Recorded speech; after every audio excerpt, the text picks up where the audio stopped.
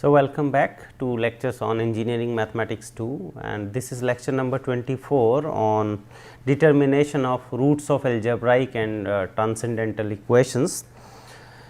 So, today we will be talking about the several methods numerical methods that can be used for determining the roots of algebraic and transcendental equations. One of them is the bisection method, one of the simplest approach to get roots of algebraic and transcendental equations. The second approach, we will be talking about the fixed point iteration method, and then there are two more approaches which we will cover in the next lecture. So, Newton-Raphson method and secant method. So, basically these four approximations algorithm will be talking about in two lectures. So, the first two will be covering in this present lecture, and the next two will be the topic of next lecture. So, coming to the bisection method, it is based on the following theorem of for zeros of continuous functions.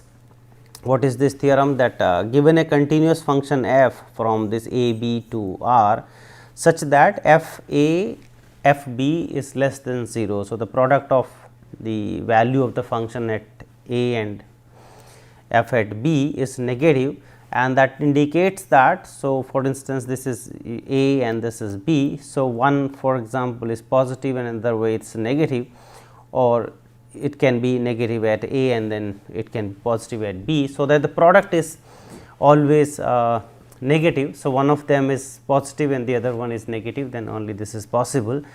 So, naturally if the function is continuous, it will cross the x axis. So, it must have a root then.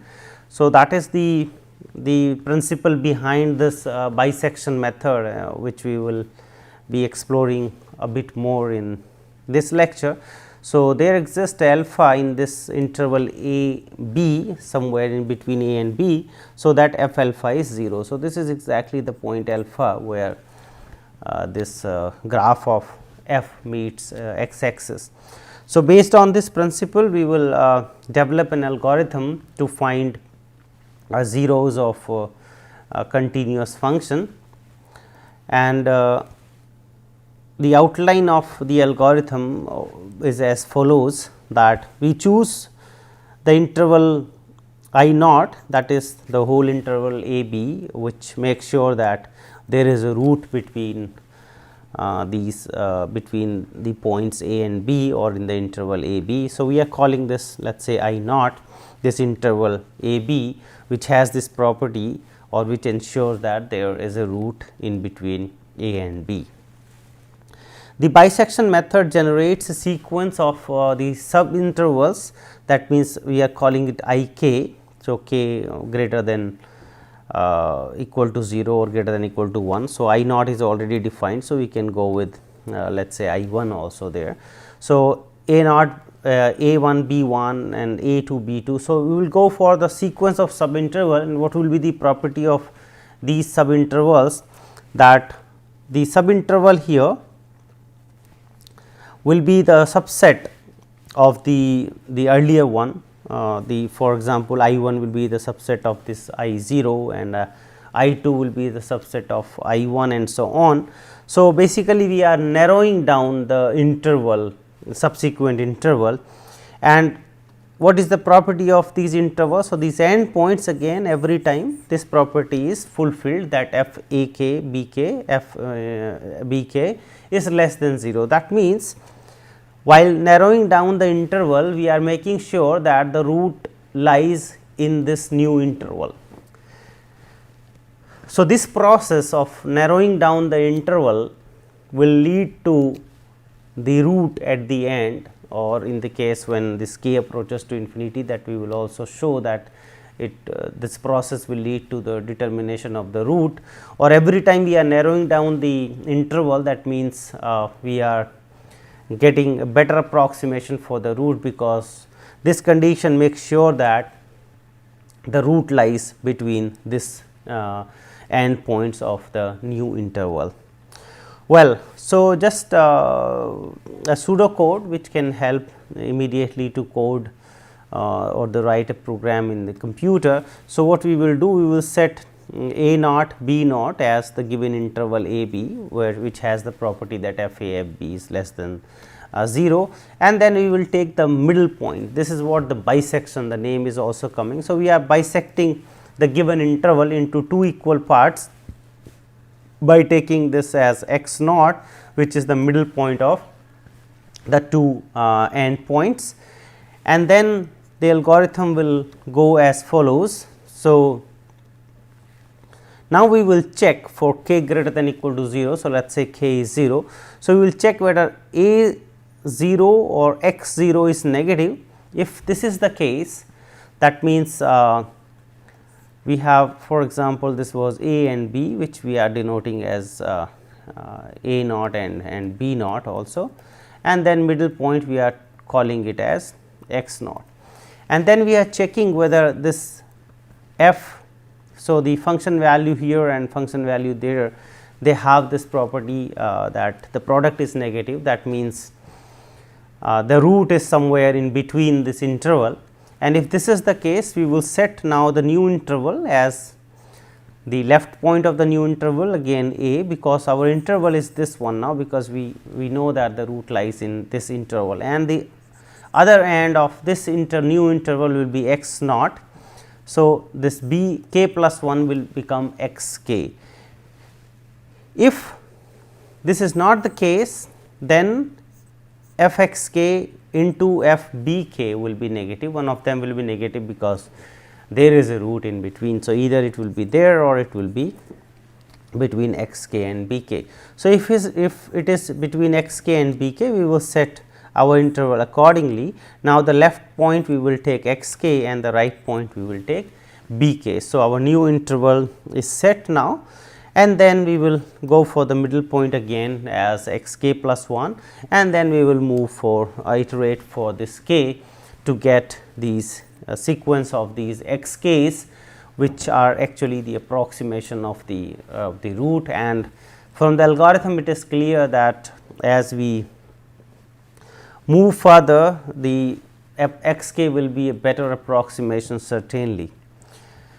Coming to the geometric interpretation, which is also clear, which was clear from the algorithm, but we can again look into it. So, suppose this is the curve of this y is equal to f x, and then these are the 2 points a and b, where we are sure that there is a root. So, f a and f b is negative. So, this graph will certainly cut this x axis somewhere.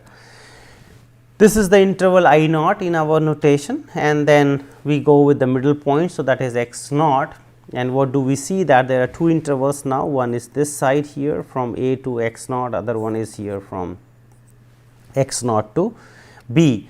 But that condition, again we will check whether f a x naught, the product of the function value at a and x naught, or x naught and b, which one is negative. So, certainly because root lies here, so the other one will be negative. So, we will have this I 1, our interval of interest is I 1, which is the right hand side of this whole interval.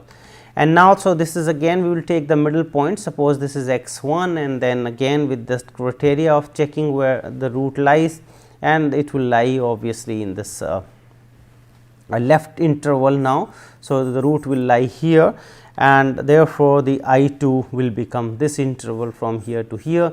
Again we will go for midpoint and then see that this is I 3 and so on. So, we are narrowing down this interval, and then the middle point of it will give the approximation of the root. So, as we proceed further, we will have a very small interval, and then again midpoint of this interval will give the approximate root of this function f x. Well, so talking to the convergence of the bisection method, which is the beauty of this method is that it always converges, which we can see again mathematically, though geometrically it is clear that it will converge, because we are bisecting the interval always into two parts and narrowing down the interval. So, certainly it will go to the actual value as k approaches to infinity. So, we denote the length of this interval by I k and the absolute value here. So, b k minus a k, the absolute value, we are denoting the length of the interval, and we know that f alpha is 0. So, we are searching for this alpha, and note that this I k is half of the I k minus 1. So, the I 1 is, for example, the half of the I naught, the length of I naught, or I 2 is half of the length of I 1, because we are bisecting the interval every time. And by just induction we can see, because here we have like I 1 is I naught by 2, and then I 2 if we go, then that is I 1 by 2, and I 1 is already I naught by 2. So, it is a 2 square. So, I 2 here is giving us this 2 square, I 3 will give 3 square, and so on. So, I k is giving here 2 power k with this I naught, and I naught is like nothing but the b minus a, that is a beginning interval, which is b minus a. So, we have this relation that the length of this I k is equal to b minus a divided by 2 power k. And now, if we denote the error by this x k minus this actual value alpha. So, this is the approximate value, this is the actual value. So, this is the error E k, which we are denoting by x k minus alpha, and what we know also that this error will be less than I k by 2. Why so? So, for instance, consider I naught. So, E naught. So, the error at the beginning. So, what is the E naught? E naught is just the x naught and minus the alpha. So, x naught is somewhere there and minus alpha, which is somewhere in this interval. So, this x naught minus this alpha, if we look at, it must be less than the half of the interval I naught, because I naught was from there to there, and then x naught was the middle point, and we know that somewhere in this interval a to b the root lie. So, definitely the difference between this x naught and alpha will be less than half of the interval length. So, this is what we have written here. So, this will be less than the interval length by 2, because this is somewhere in between, this is somewhere, this is exactly in between, and this is going to be either the right side of this or the left hand side of this. So, this distance between x naught and alpha will be certainly less than I naught by 2, and the simple logic can give us in general that E k will be less than I k by 2. So, having this, now we know the relation of I k, which we can substitute from there, b minus a 2 power k plus 1, and this is true for all k. And then if we take the limit that k approaches to infinity, so this will go to infinity here, and then b minus a is some number. So, going to infinity means this will go to 0. So, the error will definitely go to 0, which is clear from the geometrical interpretation as well, or mathematically we can see here. So, what is the advantage of this bisection method? That it is globally convergent. The convergence is global, we do not have to worry, we do not need any other condition than to have this continuity of the function, and which has some root in a given interval. So, we have to find that interval. So, once we have that, the convergence is guaranteed, we do not need any other condition on the function or its derivative, etc. So, that is the main advantage of this method, but the disadvantage, if we talk about, the convergence is not very fast, because we are just dividing this by half and half. So, it is a kind of linear convergence, which is the only drawback of this bisection method. So, we can perform here 5 iterations of the bisection method to obtain the smallest positive root of the equation.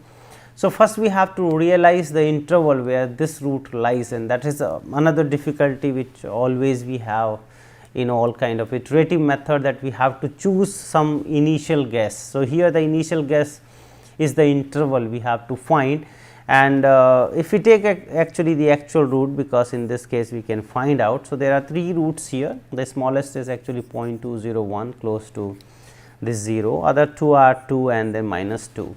So, if we look at this equation also, so we have f 0 as 1 and f 1 is minus 3. So, this there is a root between 0 and 1, and certainly that is going to be here the smallest root we have. So, f 0 and f 1 is less than 0. So, there is a root in this interval 0 and 1. So, we will do the initialization in our algorithm, that a naught we will take 0 and b naught we will take 1, and then we will go with the x naught, which is the middle point, as 0.5. So, 0 plus 1 by 2, it is a 0.5. So, this is our first approximation, 0th approximation or initialization, which says that x naught is 0.5. And now we have to check whether the root lies, now we have bisect the interval. So, we will see whether the root lies between 0 and 0.5 or it lies between 0.5 and 1. This is what we have to check. So, we have to check the condition. So, in this case we observe that f a naught and f x naught, this is less than 1, that means the root lies between 0 and 0.5. This is the way we will find the next interval. So, let us go with the iterations. So, we have already seen that 0 1 then 0.5, and we have observed that this root lies between a naught and x naught. So, as a iteration first, after this initialization here, what we will do. So, a 1, now we will check a 1. So, a 1 is 0. So, a 1 we have taken the 0, the next interval, the left boundary is 0, and the right boundary we will take 0.5, where the function is negative, here the function is positive. One can always check, but has to check basically whether the sign of this function.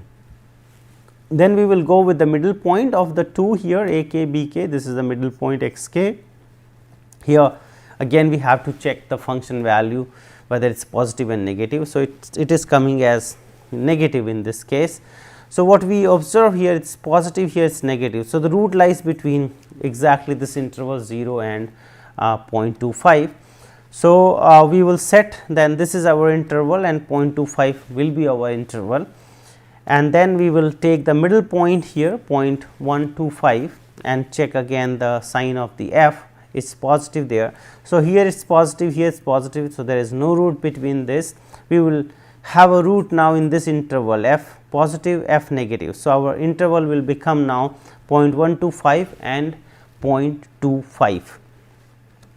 So, 0.125 and 0.5 is the new interval, and then again the middle of this will give 0.1875, and here f is positive, here f is positive, but here f is negative. So, now this will give the new interval, because x k and b k, this product is less than 0, and so our new interval it is 0.1875 and this is 0.25, and again we will take the middle point here.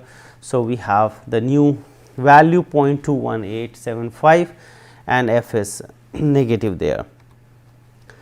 Having this now, so it is positive negative, that means we know that the interval is now, after this 4th iteration, our new interval is 0.1875 and 21875. So, the root lies in this 0.1875 and this 0.21875 after 4th iteration. So, the x 5 we can get now, just the middle point of this. So, we will take the average here, and the average will give this 0.20 and 3125, that is the x 5 after the 5th iteration. So, we can see it is the actual root was also 0.20 something. So, it is matching, it is getting closer to this after even 5 iterations. If you go further, naturally this root will improve. So, this is a simple algorithm which we can, which we have demonstrated with this simple example, and it is always just checking the interval where the root lies and then narrowing down the interval, and that is all. So, it is a very simple algorithm to compute the root of a function. The another algorithm which we will be talking about, another method, that is fixed point iteration method. So, it is a proper iteration method which we will now discuss.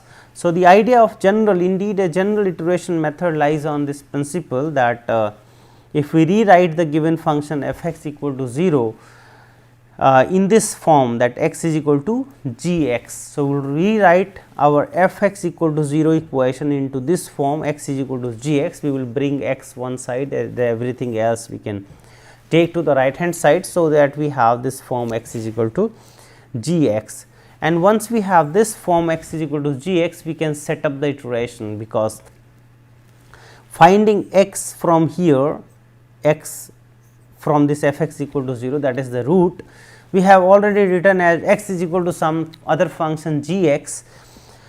So, here also we are looking for a x which satisfy this equation, and that means that is the root of this equation. So, to search which x satisfies this equation, we set up the iteration at this point by saying that this is x k plus 1 and g x k.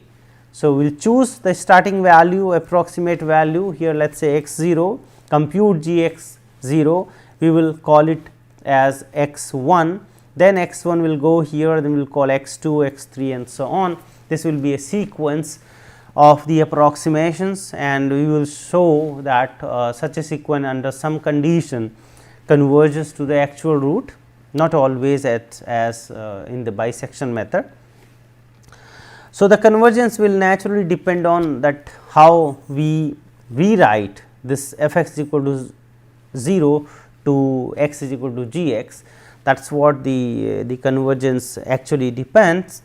So, because there are various ways we can rewrite this f x equal to 0 in this form x equal to g x. I mean, this is not a unique way that we have to write this f x equal to 0 in this form. So, there are several ways, and the convergence will depend naturally, and we will demonstrate this, that how do we define this g x.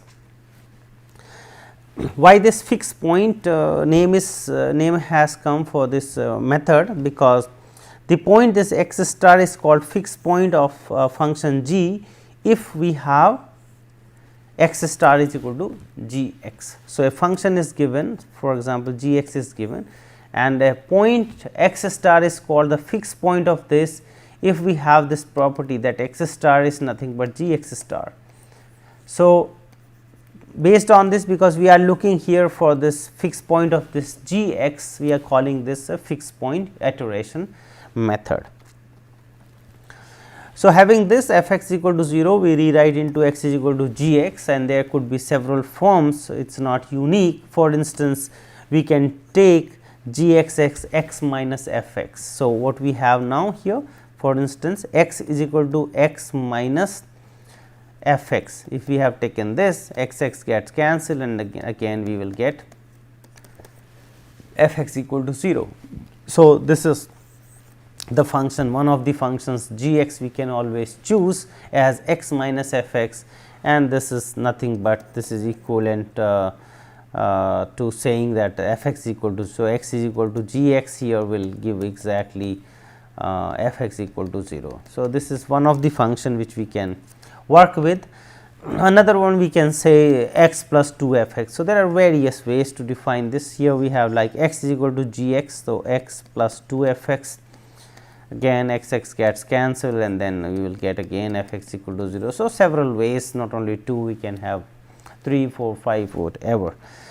So, this is one way. So, there are infinitely many ways to define this g x. One more possibility which is a little bit complicated, we can have x minus f x over f prime x, for instance. So, here also x is equal to g x. If I put this g x there, f x over f prime x, and this gets cancelled, and then again we will get f x equal to 0. So, this is also equivalent to f x equal to 0. So, here indeed this particular g which leads to another method, Newton-Raphson method, which we will discuss in the next lecture.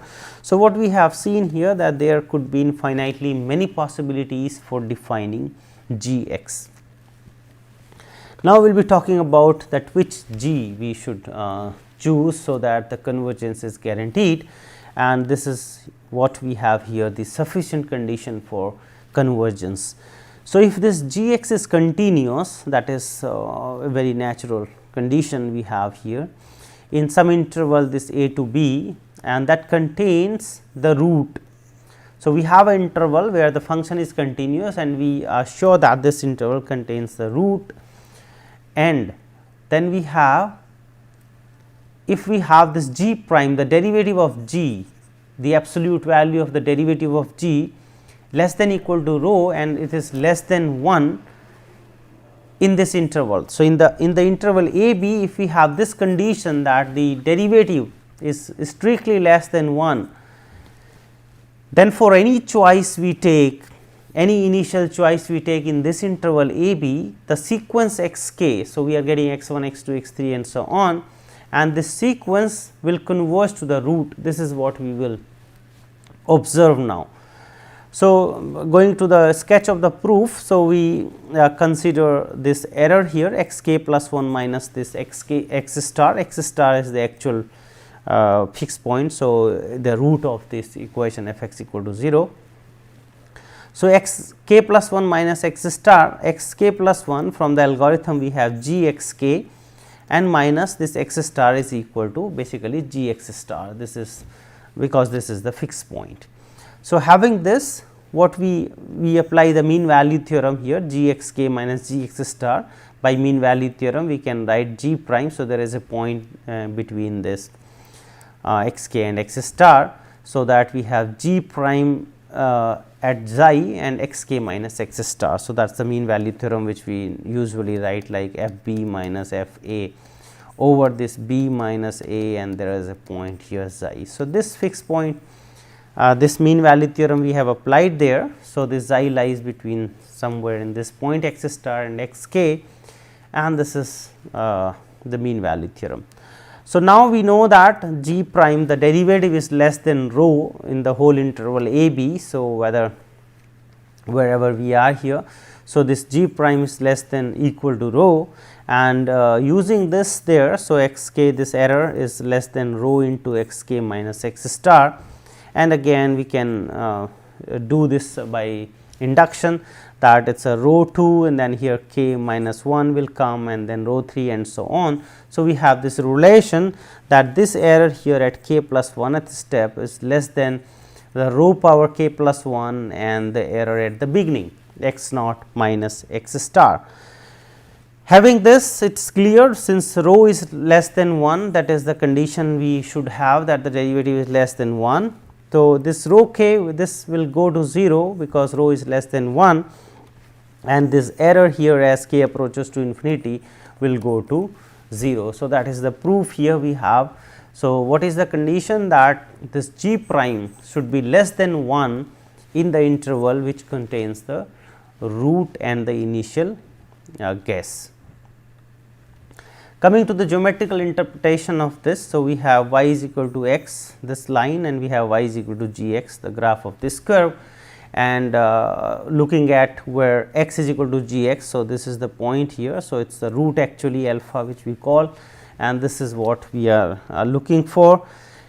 So, we start with some initial guess x naught, for instance here, then we compute x 1 by this g x naught, and so this is the point here x naught x 1, and then so this is exactly x 1 at this point, because here y is equal to x line it crosses. So, this is the height was this x 1, and here both are equal. So, this is also x 1 now here, and this cuts this graph there, which will be x 2 now. So, this is our x 2, or this is x 1 x 2, and further we will go. So, this is your x 2 here. So, what we observe, that we started with somewhere here, x 1 was there now, and x 2 is closer to. So, this is the actual root we are looking for, this is our alpha.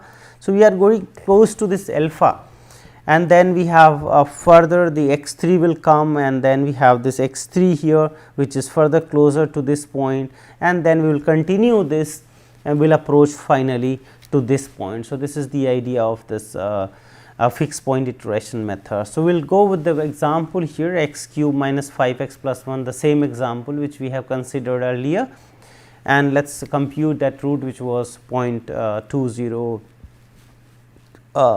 and so on. So, we rewrite the equation now. So, there are several ways of rewriting. So, the first approach we will consider other way also for rewriting this one.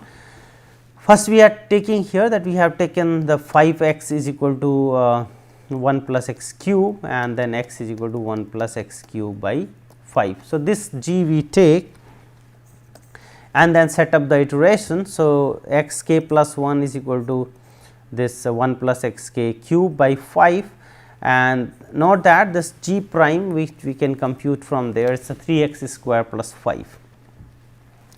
So, if we know that the root lies between this 0 and 1. So, if we choose this 0.5 as the initial guess in this interval, and we are sure also in this case that whatever values in this interval, this g prime x is less than 1, because the 0 to 1, and then we have here the condition. So, the sufficient condition for the convergence is satisfied. That means, if the sufficient condition is satisfied, for sure this scheme will converge. If it is not satisfied, then we are not sure whether it will converge or it will not converge, because we have here only the sufficient condition, not the necessary and sufficient condition. So, having this, we start with x naught, for instance 0.5. We can choose actually any initial guess between 0 and 1, and this condition makes sure that it will converge, not only for 0.5, but any other guess also. We can take 0.1, we can take 0.8, 0.9, etc. It will converge. So, for instance, if we take 0.5, then we compute x 1 from this iterative scheme, 0.22, then 0.20 and so on, and we see this 0.2016. Here also it was 0.2016. So, after this fifth iteration itself, the scheme seems to be convergent. You have 0.2016 here, also 0.20. So, there is no change happening up to this 4 digit.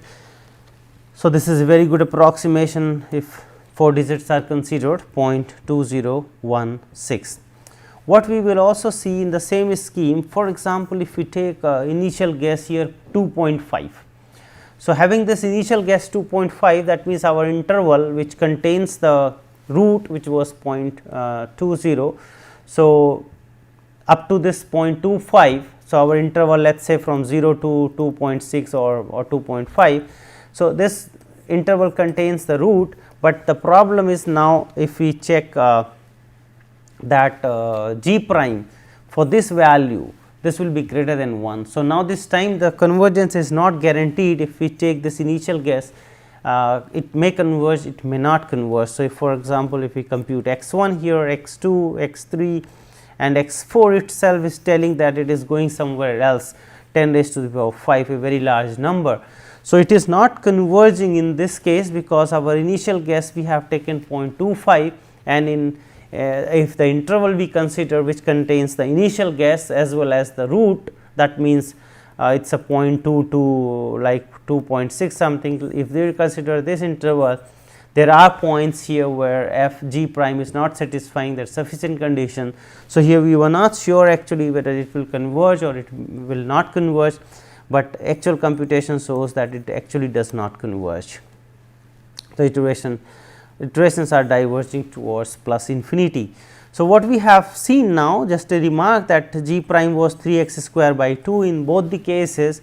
In the first case, the g prime was less than 1, and hence the convergence was guaranteed, whereas in the second case, the interval containing the root and the initial guess, the g prime was greater than 1 at some points, and hence the convergence is not guaranteed, which is also reflected in this numerical calculation.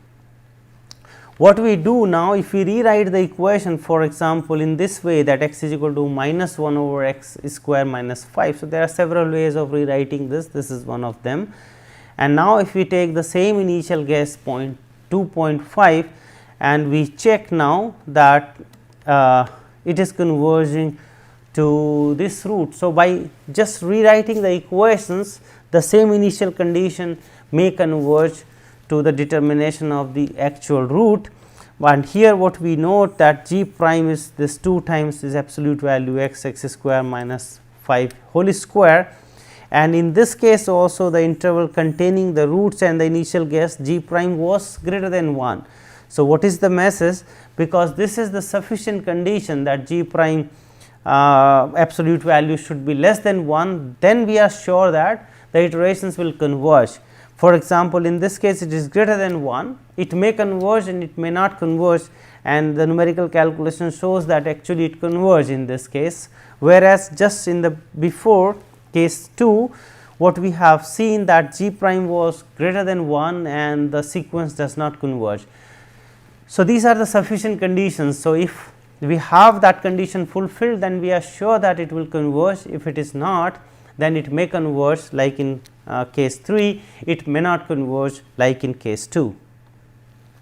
So, these are the references we have used for preparing this lecture, and just to conclude, we have discussed the bisection method, and this was an iterative approach that narrows down an interval that contains root of a function f x, and most important in that approach the convergence is always guaranteed. The second approach we have discussed the fixed point method, where it was based on rewriting this f x equal to 0 in this form x is equal to g x, and having this we can set up the iterations there, and the convergence of this method was dependent on this g, and if we have this condition that G prime is strictly less than 1, then the convergence is guaranteed. And as a we have seen also several cases that it is actually sufficient condition. If this condition is not fulfilled, in one case the convergence was achieved, in other one it was not achieved. So, that is all for this lecture, and I thank you very much for your attention.